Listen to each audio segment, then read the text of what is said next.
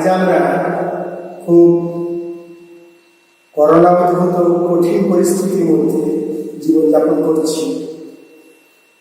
খুব সংখ্যার মধ্যে, নানান রকম অসুবিধার মধ্যে।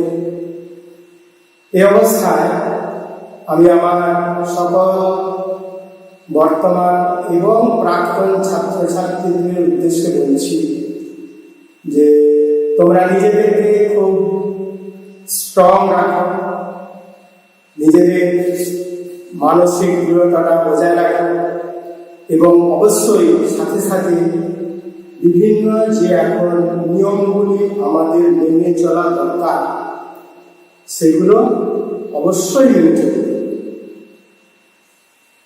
এখন এইরকম পরিস্থিতিতে আমরা পাঠদান থেকে বিরত থাকতে বাধ্য হয়েছে।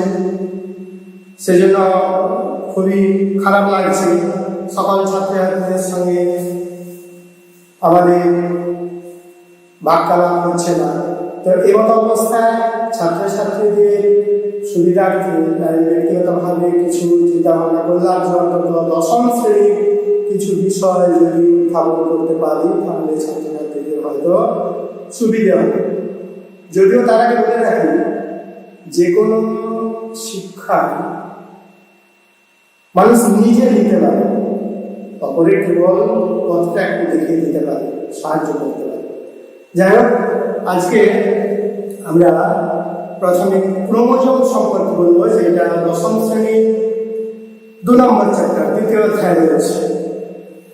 তো ক্রোমোজোম সম্পর্কে বলার আগে আমরা একটু আগে পূর্বের পাঠটা মনে করে নিই। অর্থাৎ আমরা কোষ সম্পর্কে জেনেছি অষ্টম এবং নবম শ্রেণীতে, যৎসামান্য আমরা অবশ্যই জেনেছি। এবং তার মধ্যে আমরা কি জেনেছি না, কোষের মধ্যে যে প্রধান ঘনবস্তুটি অর্থাৎ নিউক্লিয়াস, যার 4টি প্রধান অংশ, সেই নিউক্লিয়াসটির মধ্যে থাকে ক্রোমোজোম।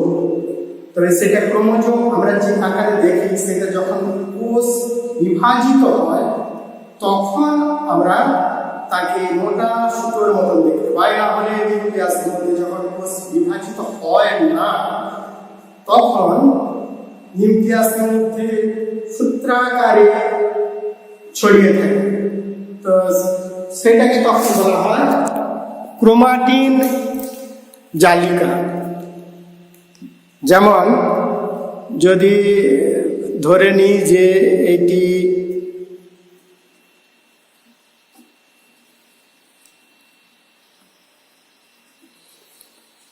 একটি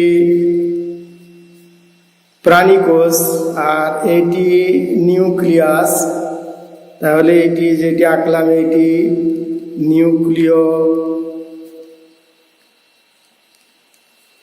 আবরণ বা পর্দা। এর ভেতরে একটি ঘন বস্তু থাকে, সেটি আমরা জানি নিউক্লিওলাস।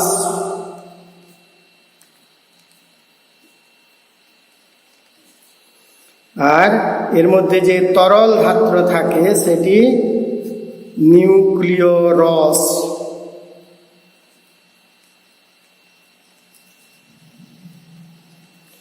এবং এর মধ্যে যে সুতোর মতন অংশ সারা নিউক্লিয়াস ধরে পেঁচিয়ে রয়েছে, যেটি প্রধানত ডিএনএ এবং প্রোটিন দ্বারা গঠিত, সেইটি হলো নিউক্লিয় জালিকা বা ক্রোমাটিন জালিকা, যেটি কোষ বিভাজনের সময়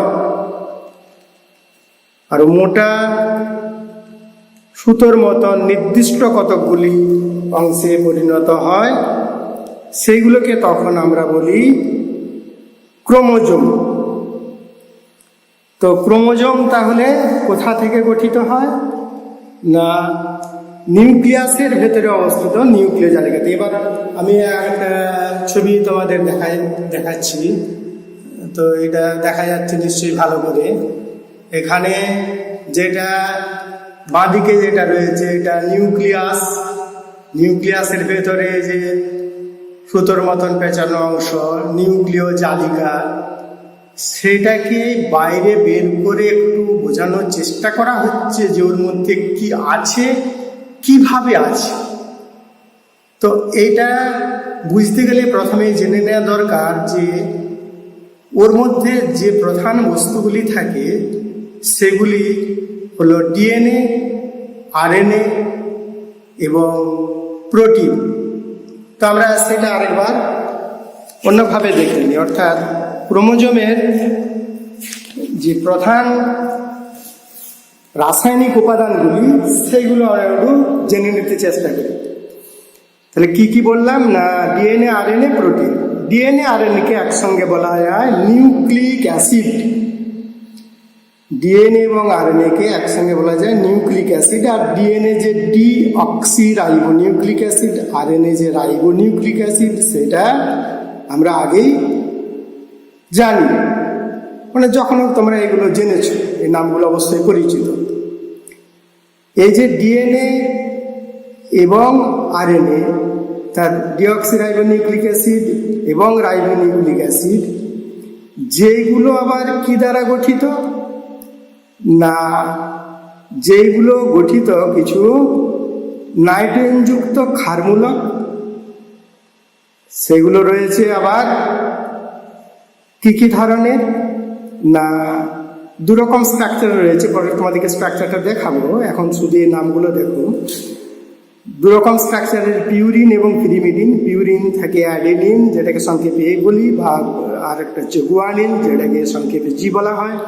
আর পিরিমিডিন আছে 3 রকমের, মানে ডিএনএ আরএনএ মিলে সাইটোসিন, থাইমিন, যে দুটো থাকে ডিএনএতে, আর আরএনএতে ইউরাসিল এবং সাইটোসিন, থাইমিন থাকে না।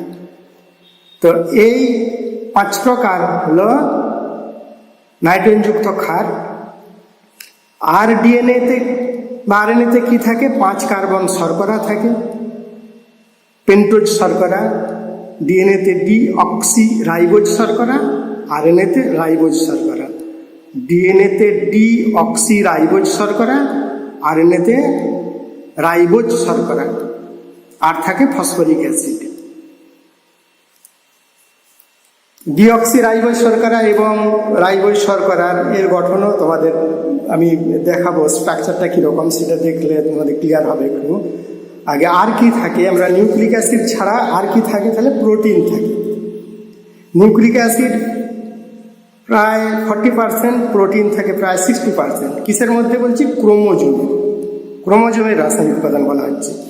যাক, প্রোটিনের মধ্যে বেশিরভাগটাই থাকে ক্ষারীয় হিস্টোন প্রোটিন, যেগুলো আবার অনেক রকমের রয়েছে, সেটা সংক্ষেপে এরকম নামকরণ করা হয়: H1, H2A, H2B, H3, H4। কখনো কখনো H1 এর পরিবর্তে আবার H5 থাকে, যা হোক এগুলো জানলেই চলবে। আর কিছু অম্লীয় অহিস্টোন প্রোটিন, সঙ্গে থাকে কিছু ধাতব আয়ন, ম্যাগনেসিয়াম, ক্যালসিয়াম প্রভৃতি কিছু ধাতব আয়ন, সেটা যৎ সামান্য। প্রধানত তাহলে কি দ্বারা গঠিত, ডিএনএ এবং হিস্টোন প্রোটিন। ডিএনএ এবং হিস্টোন প্রোটিন এগুলো দ্বারাই গঠিত।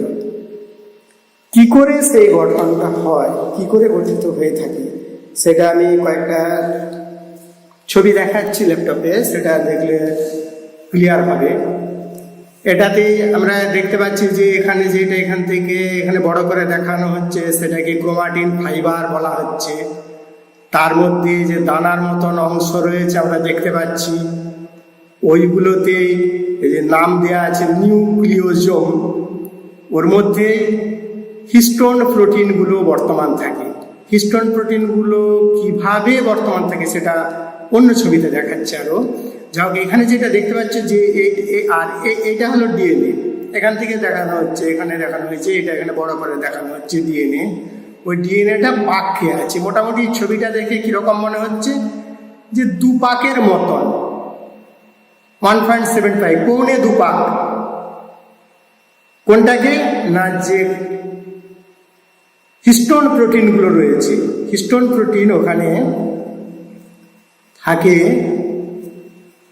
2A, 2B, 3 আর 4, অর্থাৎ H2A, H2B, H3 এবং H4, মোট যে 5 রকমের হিস্টোন প্রোটিন রয়েছে, ওই মাঝখানটাতে থাকে H2A, H2B, H3, H4, এগুলো প্রত্যেকটা দুটো করে থাকে। তাহলে মোট কটা হয়?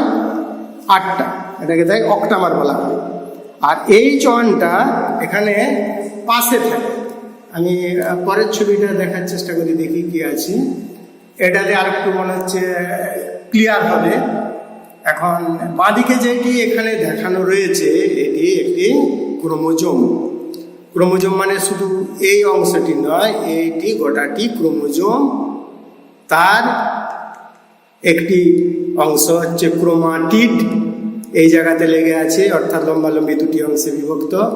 তার এইটুকুন অংশকে একটু বড় করে পরপর ভেঙে দেখানো হচ্ছে, অর্থাৎ কিভাবে ক্রোমোজোমের মধ্যে ডিএনএ এবং হিস্টোন প্রোটিনগুলো, প্রধানত তো ওই দুটোই, ওইগুলো কিভাবে পেঁচিয়ে এক কাছে ঘন হয়ে অবস্থান করছে। এত লম্বা ডিএনএ, এত বড় ডিএনএ, এত অল্প স্থানে কিভাবে পেঁচিয়ে থাকে। না, আমরা যদি এই দিক থেকে দেখি, তাহলে এইটা ডিএনএটা খুলে দেওয়া আছে। ডাবল হেলিক্স মানে দ্বিতন্ত্রী, দুটো তন্তু আছে, একটাই একটা।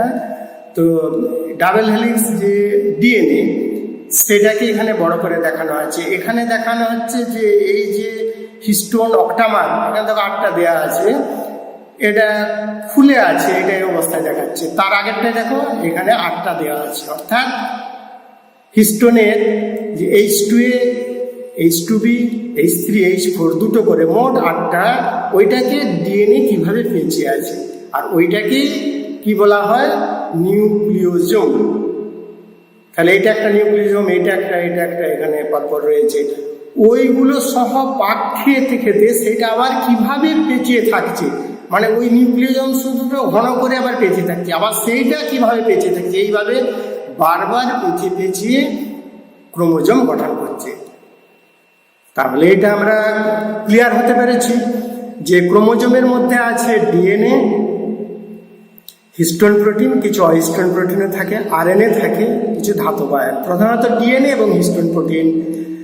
কিভাবে হিস্টোন প্রোটিনকে ঘিরে ডিএনএ পেঁচিয়ে পেঁচিয়ে এবং সেটা সামগ্রিকভাবে আবার পাক খেতে খেতে ক্রোমোজোম গঠন করে, সেটার একটু আইডিয়া আমরা পেলাম।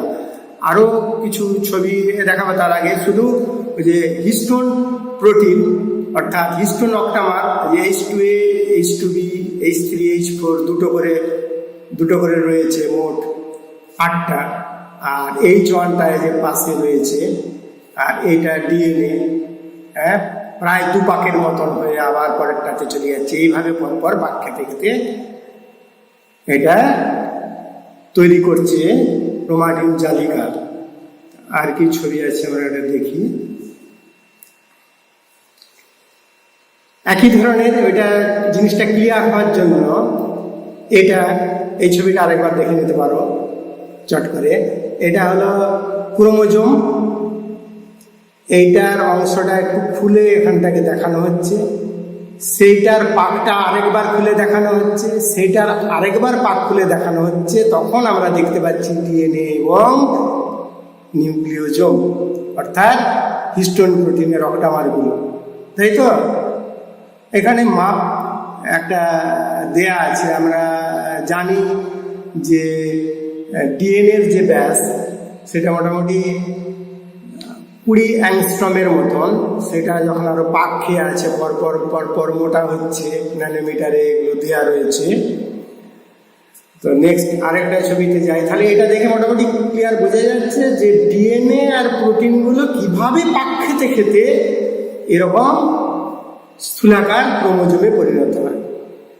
এই অবস্থাটা একেবারে পাক খোলা অবস্থাটা, এই অবস্থাটা ক্রোমাটিন জালিকা বলা যায়। সেটা নিউক্লিয়াসের মধ্যে থাকে যখন কোষটা বিভাজিত হয় না, মানে রেস্টিং ফেজে থাকে। তো কোষ বিভাজন আমরা এরপরে হয়তো জানবো। তো তার আগে বলি, কোষ যখন বিভাজিত হয় তখন তার মাঝে মাঝে একটা দশা, যেটাকে মেটাফেজ দশা বলা হয়, সেই অবস্থায় এটা ঘন হয়ে এরকম স্পষ্ট করে দেখা যায়। একটা ক্রোমোজোমের ছবি আলাদা করে দেখানো হচ্ছে। তো এখানে তার কি কি অংশ আমরা দেখতে পাচ্ছি না, ক্রোমোজোমের এই যে লম্বালম্বি ভাগ এইগুলোকে বলা হয় ক্রোমাটিড। সেই ক্রোমাটিডগুলো একটা নির্দিষ্ট জায়গাতে যুক্ত আছে, সেই জায়গাটাকে বলা হয় সেন্ট্রোমিয়ার। এই জায়গাটা সেন্ট্রোমিয়ার। সেন্ট্রোমিয়ারকে ঘিরে প্রোটিনের একটা আবরণ আছে বা প্লেট আছে, তাকে বলা হয় কাইনেটোকোর। আর এখানে যে বাহু লেখা আছে মানে সব ক্রোমাটিডগুলোকে একসঙ্গে ক্রোমোজোমের বাহু বার্ম বলা হয়। এখানে যেখানটাতে সেন্ট্রোমিয়ার সেখানটা দেখছি একটু খাঁজ হয়ে আছে।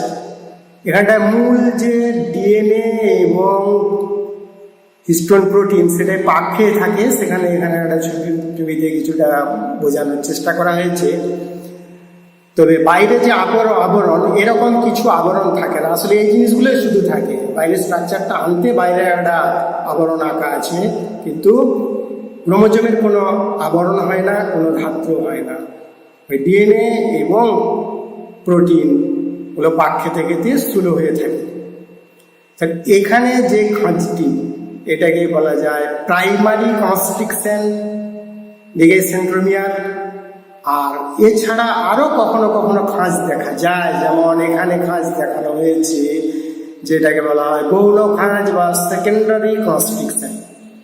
আর এই গৌণ খাঁজের পরে ক্রোমোজোমের খুব ক্ষুদ্র অংশ থাকে বাল্বের মতন, একে বলা হয় স্যাটেলাইট। স্যাটেলাইট সব ক্রোমোজোমেই থাকে এরকম নয়, যে ক্রোমোজোমে থাকে তাকে বলা হয় স্যাট ক্রোমোজোম। আর এই গৌণ খাঁজ এই অংশটাতে নিউক্লিওলাস এখানে যুক্ত থাকে। এটাকে নিউক্লিওলার অর্গানাইজার রিজন বলা হয়। নিউক্লিওলাস এখানটা থেকে উৎপত্তি লাভ করে, একে নিউক্লিওলার অর্গানাইজার রিজিয়ন বা সংক্ষেপে বলা হয় নর, NOR, নিউক্লিওলার অর্গানাইজার রিজিয়ন বা নর।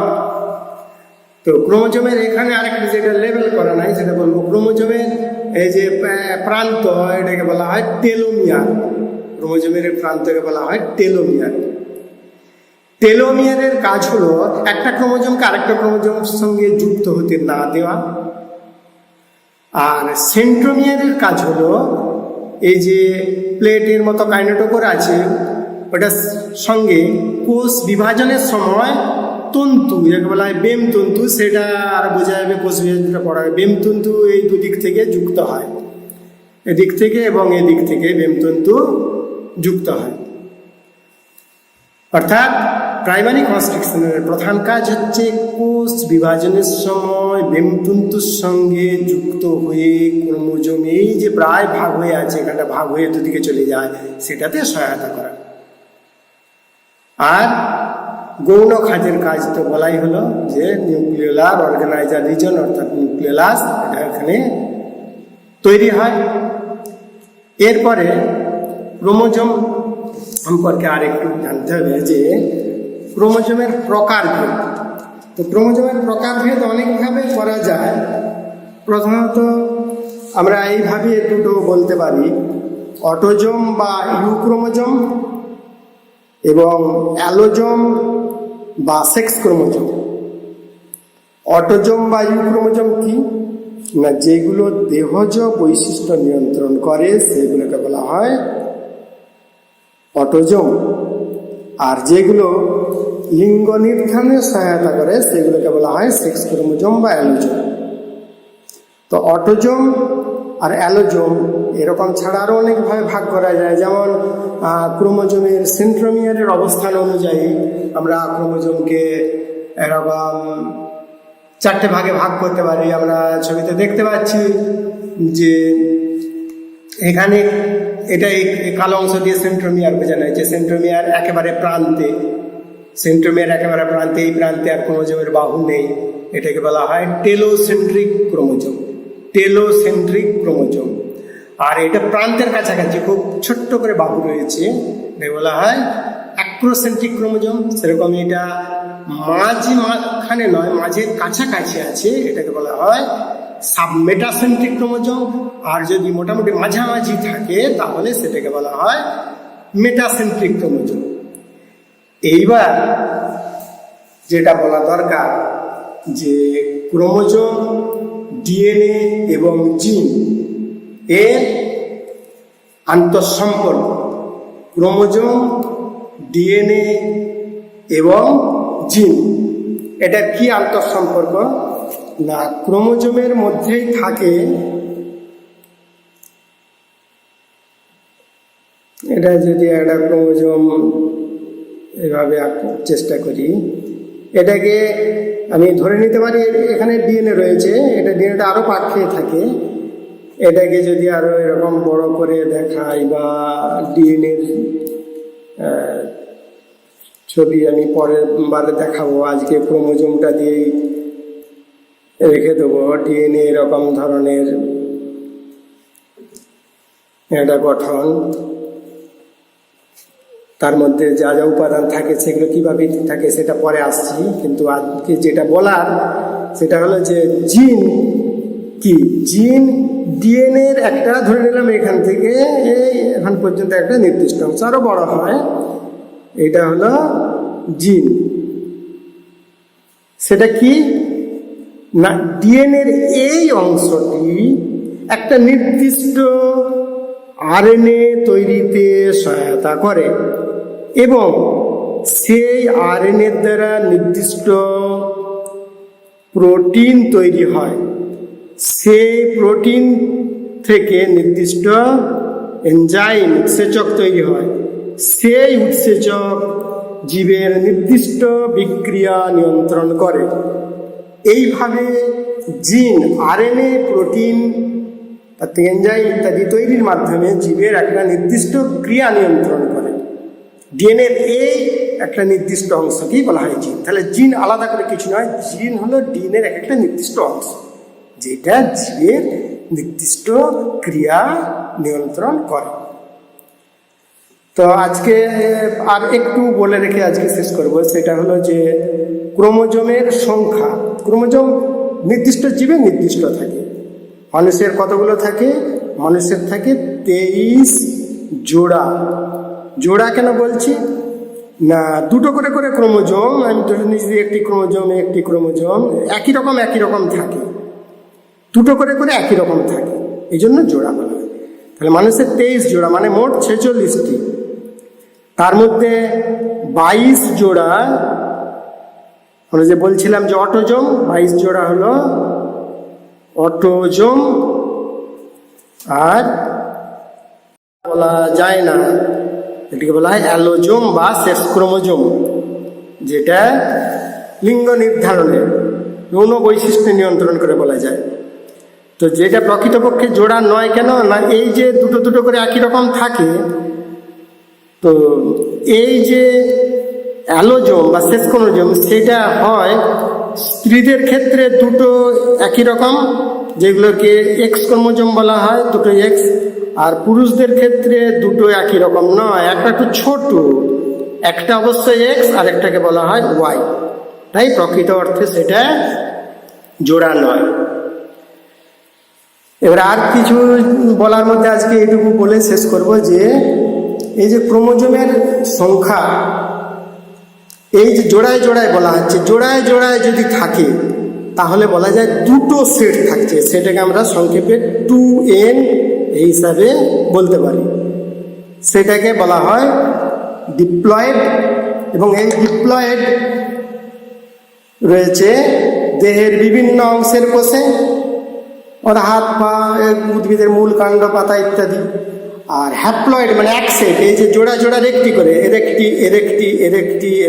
এইভাবে একটি একটি করে যদি থাকে এক সেট, সেগুলোকে বলা হ্যাপ্লয়েড। এবং সেটা থাকে জনন কোষ, শুক্রাণু, ডিম্বাণু, রেণু এর মধ্যে থাকে। আর এছাড়া শস্য নিউক্লিয়াস, সেটা পরে উদ্ভিদের জনন পড়ালে বুঝে যাবে শস্য নিউক্লিয়াসটা কি। তো তাতে ট্রিপ্লয়েড থাকে, মানে 3 সেট থাকে। যাই হোক, আমরা তাহলে আজকে জানলাম আমরা কিভাবে ক্রোমোজোমের মধ্যে ডিএনএ এবং জিন থাকে এবং এটা আমাদের বিভিন্ন বৈশিষ্ট্যকে নিয়ন্ত্রণ করে। ক্রোমোজোমের গঠনটা কীরকম এগুলো আজকে জানলাম। আমরা পরের দিনে ডিএনএ সম্পর্কে বিস্তারিত জানবো। আজকে তো রাখি। সকলে সুস্থ থাকুন, সকলে নিয়ম মেনে চলুন। ঠিক আছে।